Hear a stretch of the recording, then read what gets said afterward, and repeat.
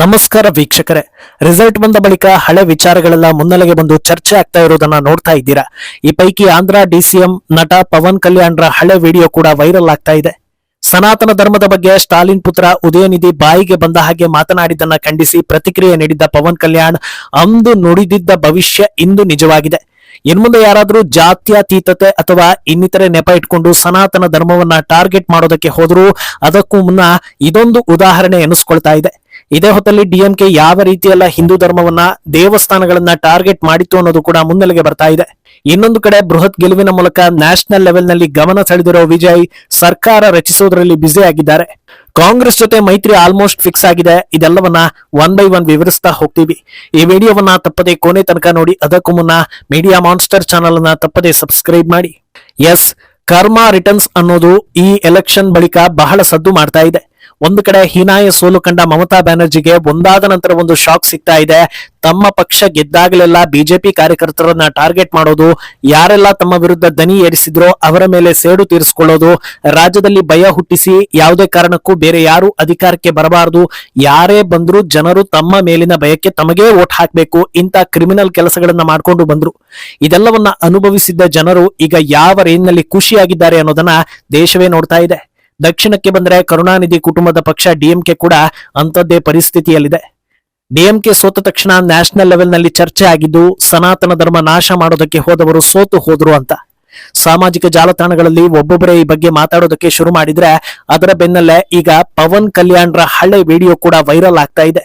ಕಳೆದ ವರ್ಷ ತಿರುಪತಿ ಲಡ್ಡು ವಿಚಾರ ದೊಡ್ಡ ಚರ್ಚೆ ನಡೀತಾ ಇದ್ದ ಹೊತ್ತಲ್ಲೇ ಸ್ಟಾಲಿನ್ ಪುತ್ರ ಉದಯನಿಧಿ ಹಿಂದೂ ಧರ್ಮವನ್ನ ಡೆಂಗ್ಯೂ ಮಲೇರಿಯಾಗೆ ಹೋಲಿಸಿ ಕೊನೆಗೆ ನಾಶ ಮಾಡ್ತೀನಿ ಅನ್ನೋದನ್ನ ಹೇಳಿದ್ರು.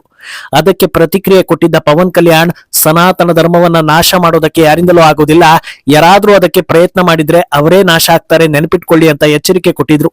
ಅದು ಈಗ ನೆರವೇರಿದೆ. ಇನ್ನು ಮುಂದೆ ಸನಾತನ ಧರ್ಮವನ್ನ ಟೇಕನ್ ಫಾರ್ ಗ್ರಾಂಟೆಡ್ ಅಂತ ಪರಿಗಣಿಸಿ ಬಾಯಿಗೆ ಬಂದಂತೆ ಮಾತಾಡಿದ್ರೆ ಜನರು ಎಲ್ಲದನ್ನೂ ನೋಡ್ತಾ ಇರ್ತಾರೆ, ಸಮಯ ಬಂದಾಗ ಸರಿಯಾಗಿ ಉತ್ತರ ಕೊಡ್ತಾರೆ ಅನ್ನೋದು ನೆನಪಿಗೆ ಬರುವಂತೆ ಮಾಡ್ತಾ ಇದೆ. ಅಂದಹಾಗೆ ಕೇವಲ ಅದೊಂದು ಸ್ಟೇಟ್ಮೆಂಟ್ ನಿಂದ ಸ್ಟಾಲಿನ್ ಸರ್ಕಾರ ಸೋತಿರೋದಲ್ಲ. ಅಲ್ಪಸಂಖ್ಯಾತರು, ಹಿಂದುಳಿದವರ ಸಪೋರ್ಟ್ ಇದೆ, ನಾವು ಆಡಿದ್ದ ಆಟ ಅಂತ ಮೆರೀತಾ ಇದ್ದ ಡಿಎಂಕೆ ದೇವಸ್ಥಾನಗಳನ್ನ ಟಾರ್ಗೆಟ್ ಮಾಡಿತ್ತು. ಎಲ್ಲಾ ಪ್ರಮುಖ ದೇವಸ್ಥಾನಗಳನ್ನು ತಮ್ಮ ಅಧೀನದಲ್ಲಿ ಬರುವಂತೆ ಮಾಡಿಕೊಂಡಿದ್ದ ಡಿಎಂಕೆ ಅದೆಲ್ಲದರಿಂದ ಕಲೆಕ್ಟ್ ಆಗೋ ಹುಂಡಿ ಕಾಸು ಹಾಗೂ ಇತರೆ ಭಕ್ತರ ಅನುದಾನಗಳನ್ನ ವಶಪಡಿಸಿಕೊಳ್ತಾ ಇತ್ತು. ಜನರಿಗೆ ಅದು ಇದು ಅಂತ ಸಾಕಷ್ಟು ಉಚಿತಗಳನ್ನ ಪ್ರಾಮಿಸ್ ಮಾಡಿದ್ರಿಂದ ಅದನ್ನ ಪೂರೈಸೋದಕ್ಕೆ, ಅಲ್ಪಸಂಖ್ಯಾತರನ್ನ ಓಲೈಸೋದಕ್ಕೆ ಈ ಹಣ ಬಹಳ ಅನುಕೂಲ ಆಗ್ತಾ ಇತ್ತು. ಕೇವಲ ಇದಿಷ್ಟನ್ನೇ ಮಾಡಿದ್ರೆ ಅಧಿಕಾರ ಕೈಯಲ್ಲಿದೆ, ಮಾಡಿದ್ದನ್ನ ಅನುಭವಿಸ್ತಾರೆ ಅಂತ ಜನರು ಶಾಪ ಹಾಕಿ ಸುಮ್ನಾಗ್ತಾ ಇದ್ರೇನು. ಆದ್ರೆ ದೇವಸ್ಥಾನಗಳ ವಿಚಾರದಲ್ಲಿ ಸ್ಟಾಲಿನ್ ಪಕ್ಷದ ಕ್ರಿಮಿನಲ್ ಮೈಂಡ್ ಇಷ್ಟಕ್ಕೆ ಮುಗಿತಾ ಇರ್ಲಿಲ್ಲ. ಒಂದು ಕಡೆ ದೇವಸ್ಥಾನಗಳನ್ನ ಲೂಟಿ ಮಾಡೋದು, ಇನ್ನೊಂದು ಕಡೆ ಜನರನ್ನ ದೇವಸ್ಥಾನದ ಕಡೆ ಬಾರದಂತೆಯೂ ಪ್ಲಾನ್ಗಳನ್ನ ಮಾಡೋದು. ಎಲ್ಲಾ ಕೆಲಸ ಏಕಕಾಲಕ್ಕೆ ನಡೀತಾ ಇತ್ತು ಅನ್ನೋ ಆರೋಪಗಳಿದ್ವು. ಇದಕ್ಕೆ ಬೆಸ್ಟ್ ಎಕ್ಸಾಂಪಲ್ ಅಂದ್ರೆ ಅದು ವಿಶ್ವವಿಖ್ಯಾತ ಶ್ರೀರಂಗಂ ದೇಗುಲದ ಎದುರು ಪೆರಿಯಾರ್ ಸ್ಟ್ಯಾಚ್ಯೂ ಹಾಕಿಸಿದ್ದು. ಭಾರತದ ಇತಿಹಾಸದಲ್ಲಿ ವಿವಾದಾತ್ಮಕ ನಾಯಕ ಆಗಿದ್ದ ಪೆರಿಯಾರ್ ಬ್ರಾಹ್ಮಣ್ಯವನ್ನ ವಿರೋಧಿಸೋ ನೆಪದಲ್ಲಿ ಹಿಂದುತ್ವ, ದೇವಸ್ಥಾನ, ಸನಾತನ ಸಂಸ್ಕೃತಿ ಎಲ್ಲವನ್ನೂ ವಿರೋಧಿಸಿ ಜನರಲ್ಲಿ ದ್ವೇಷ ಹರಡಿಸಿ ಹೋದ್ರು. ಅವರ ಆಶಯಗಳಿಂದಲೇ ಕಟ್ಟಿದ ಡಿಎಂಕೆ ದ್ರಾವಿಡ ಅನ್ನೋ ಹೆಸರನ್ನ ಇಟ್ಕೊಂಡು ಜನರನ್ನ ಹೇಗೆಲ್ಲ ಯಾಮರಿಸ್ತಾ ಬಂದಿತ್ತು ಅನ್ನೋದನ್ನ ರಾಜ್ಯ ನೋಡಿತ್ತು. ಶ್ರೀರಂಗಂ ದೇಗುಲಕ್ಕೆ ಜಗತ್ತಿನ ಮೂಲೆ ಮೂಲೆಗಳಿಂದ ಜನರು ಬರ್ತಾರೆ, ತಮಿಳು ಜನರು ಕೂಡ ಹೋಗ್ತಾರೆ. ಆದ್ರೆ ಅದರ ಮುಂದೆ ಪೆರಿಯಾರ್ ಸ್ಟ್ಯಾಚ್ಯೂ ಹಾಕೋದ್ರಿಂದ ಪರೋಕ್ಷವಾಗಿ ದೇವಸ್ಥಾನಕ್ಕೆ ಹೋಗ್ಬೇಡಿ, ದೊಡ್ಡ ಮನುಷ್ಯರೊಬ್ರು ಏನ್ ಹೇಳಿದ್ದಾರೆ ಅನ್ನೋದನ್ನ ನೆನಪು ಮಾಡ್ಕೊಳ್ಳಿ ಅನ್ನೋದನ್ನ ಸಿಂಬಾಲಿಕ್ ಆಗಿ ಹೇಳ್ತಾ ಬಂದಿದ್ರು. ಇದಕ್ಕೆ ವ್ಯಾಪಕ ವಿರೋಧ ಕೂಡ ವ್ಯಕ್ತವಾಗಿತ್ತು. ಬಿಜೆಪಿ ನಾಯಕರು ಕೂಡ ಕಿಡಿಕಾರಿದ್ರು. ಇನ್ನೊಂದು ಕಡೆ ಅರ್ಚಕರಿಗೆ ಸಂಬಳ ಕಟ್ ಮಾಡೋದು, ಪುರಾತನ ದೇವಾಲಯಗಳನ್ನ ಜೀರ್ಣೋದ್ಧಾರ ಮಾಡದೆ ಕೆಡವಿರೋ ಆರೋಪಗಳು ಸಾಕಷ್ಟಿದ್ವು. ಅಂದಹಾಗೆ ದೇವಸ್ಥಾನದ ಫಂಡ್ ಗಳನ್ನ ಹಿಂದೂಗಳಿಗೆ ಮಾತ್ರ ವಿನಿಯೋಗಿಸಬೇಕು ಅನ್ನೋ ಕೂಗು ಈಗ ದಟ್ಟವಾಗ್ತಾ ಇದೆ. ಆ ರೀತಿ ರೂಲ್ಸ್ ಇದುವರೆಗೂ ಬಂದಿಲ್ಲ.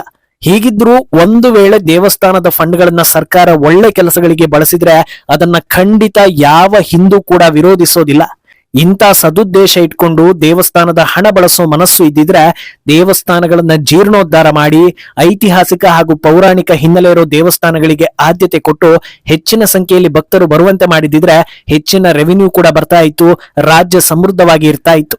ಆದ್ರೆ ಅದರ ಬದಲಿಗೆ ಒಂದು ಕಡೆಯಿಂದ ದೇವಸ್ಥಾನದಿಂದ ಜನರು ದೂರ ಆಗೋದಕ್ಕೆ ಏನೆಲ್ಲ ಮಾಡ್ಬೇಕು ಅದೆಲ್ಲವನ್ನು ಮಾಡೋದು, ಇನ್ನೊಂದು ಕಡೆಯಿಂದ ಹುಂಡಿಗೆ ಬೀಳೋ ಒಂದೊಂದು ರೂಪಾಯಿಯನ್ನು ಬಿಡದೆ ಅದನ್ನ ಲೂಟಿ ಮಾಡೋದು. ಇಂಥ ಸಾಕಷ್ಟು ಆರೋಪಗಳು ಡಿಎಂಕೆ ಸರ್ಕಾರದ ಮೇಲಿದ್ವು.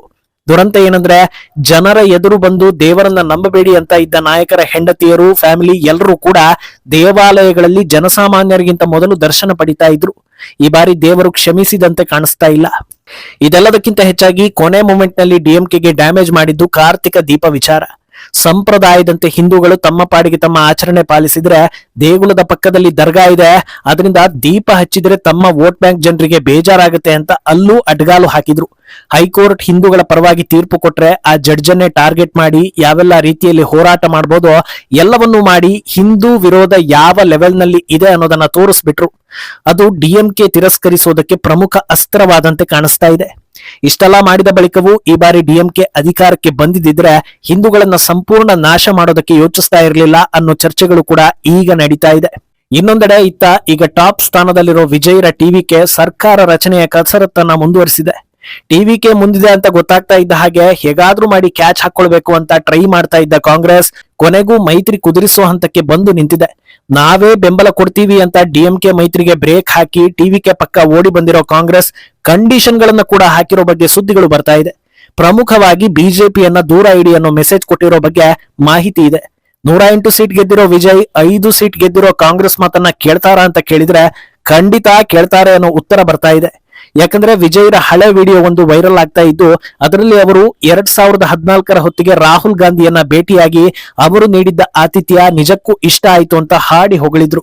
ಅಲ್ಲದೆ ರಿಸಲ್ಟ್ ಬರ್ತಾ ಇದ್ದ ಹಾಗೆ ವಿಜಯ್ ತಂದೆ ಕಾಂಗ್ರೆಸ್ ಜೊತೆ ಹೋಗ್ತೀವಿ ಅನ್ನೋದನ್ನ ಹೇಳಿದ್ರು. ಅದರಿಂದ ಕಾಂಗ್ರೆಸ್ಗಾಗಿ ವಿಜಯ್ ಯಾವ ಮಿನಿಸ್ಟ್ರಿ ಬೇಕಾದ್ರೂ ಕೊಡ್ತಾರೆ, ಯಾವ ಸಲಹೆ ನೀಡಿದ್ರು ತೆಗೆದುಕೊಳ್ತಾರೆ ಅನ್ನೋದು ಆಲ್ಮೋಸ್ಟ್ ಪಕ್ಕಾ ಆಗಿದೆ.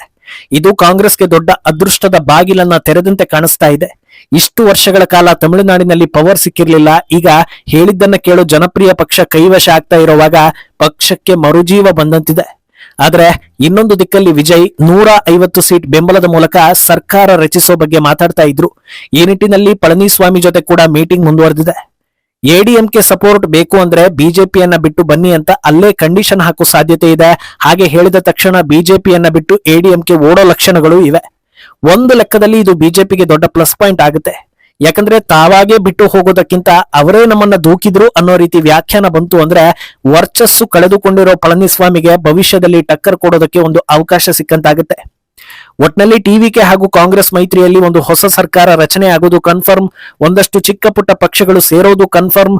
ವಿಜಯ್ ಸಿಎಂ ಆಗೋದು ಕನ್ಫರ್ಮ್. ಈ ಮಧ್ಯೆ ಎಡಿಎಂಕೆಯ ಒಂದಷ್ಟು ಶಾಸಕರು ಪಕ್ಷ ಬಿಟ್ಟು ವಿಜಯ್ ಹಿಂದೆ ಹೊರಟಿರೋ ಸುದ್ದಿಯು ದಟ್ಟವಾಗ್ತಾ ಇದೆ. ಮುಂದೇನಾಗುತ್ತೆ ಅನ್ನೋದನ್ನ ಕಾದು ನೋಡ್ಬೇಕು. ಈ ಬಗ್ಗೆ ನಿಮ್ಮ ಅಭಿಪ್ರಾಯವನ್ನ ತಪ್ಪದೆ ಕಮೆಂಟ್ ಮೂಲಕ ತಿಳಿಸಿ.